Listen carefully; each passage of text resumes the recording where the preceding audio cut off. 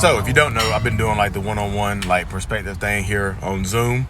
Link is in the bio. One thing that has become a common theme is that not only do narcissists, like if you're in a narcissist relationship for a long time, like not only do they start to affect your mental health, but they start to affect your physical health as well. Like, it gets to the point in a lot of these narcissistic abuse relationships and things like that where you actually will get sick being around your narcissist. Like if your narcissist gets home at 5 o'clock and 4:15, 4:30 rolls around, you will actually get physically sick or irritated or anxious. That is not a healthy reaction to having to go home to your partner or your mom or whoever your narcissist is in your life. Like it's starting to seem like that people are like the longer you're with a narcissist and the more damage they do to your mental health, it starts to transfer to your physical health as well. Like you become allergic to your narcissist, if that makes sense. The one-on-ones are going well. Link is in the bio. Let's get it.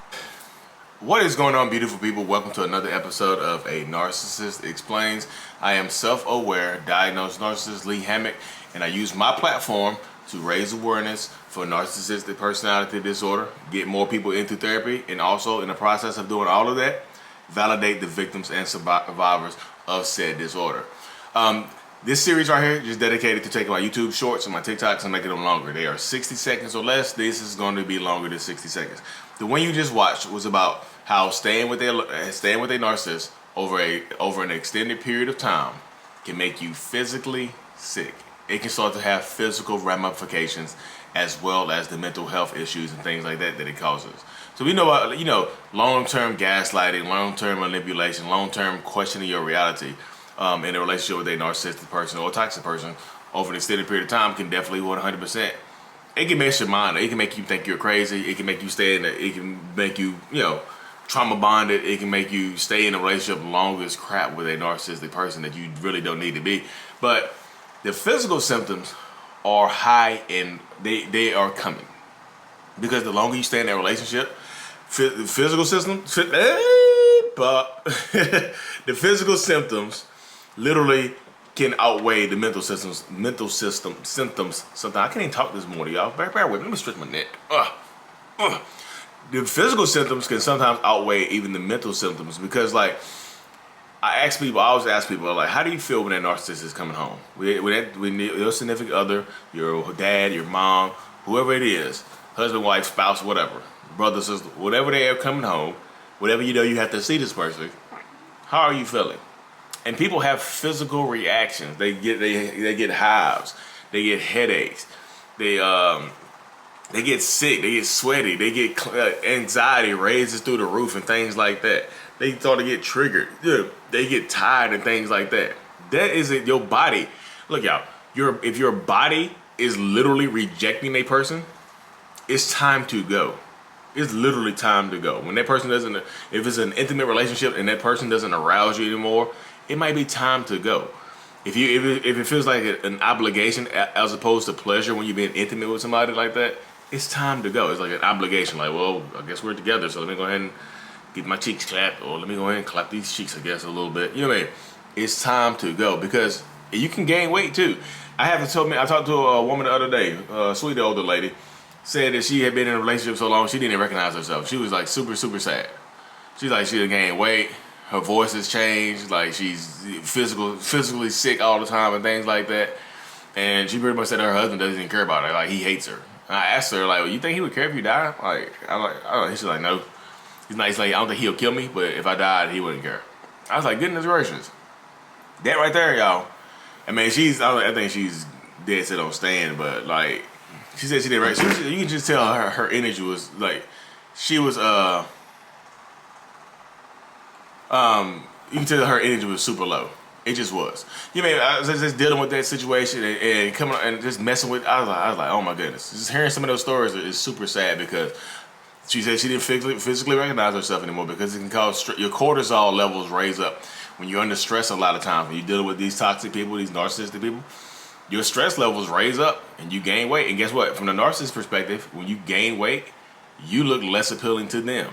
When you gain weight, your narcissistic mom or your narcissistic dad or one of your grandparents, whatever, will belittle you for gaining weight because your appearance is not appealing to them anymore.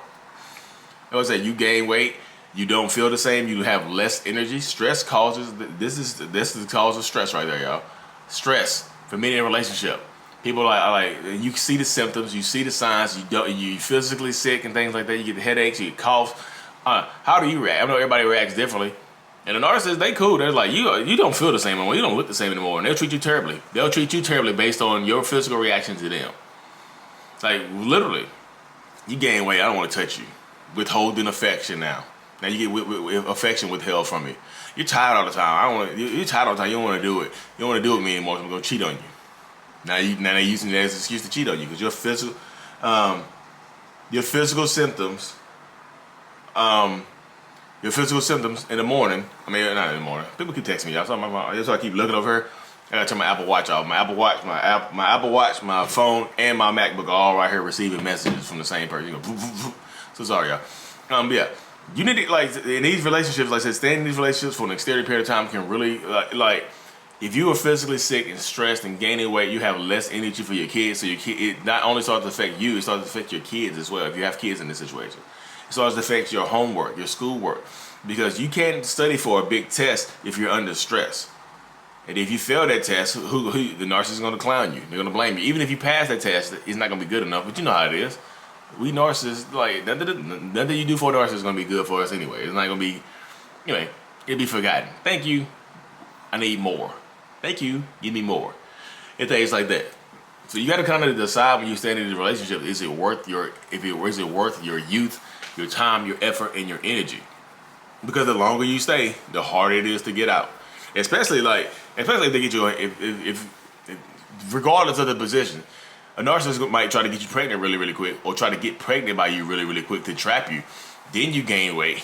Then your body changes. Then you have now you have a extra responsibility, and sometimes that makes you less attracted to them as well. You see how that works? You see how the mind works? You see how that thing works right there? That's why I said people, like, you have to take your power back when you're in these relationships with narcissistic people, because if you don't start to love yourself more and treat yourself better, you're going to stay in one of these relationships for a very, very extended period, a very, very long period of time, unhappy. And the narcissist they're going to be living their life to their little extreme or whatever to the fullest, while you're suffering. And sometimes you're suffering in silence because we don't want to hear it. We don't want to hear anything you have to say to us, about how you feel, about why you look the way you look, about why you act the way that you're acting right now. We don't want to hear that. We want answers, solutions, not feelings. You know what I mean? And I say, and the feelings is what keep y'all in these relationships too, because when your heart and your mind are not in alignment, your heart will get you hurt. I promise you, because your mind and your body is rejecting this person. You sweat, you get hives, you get physically sick when you're around this person.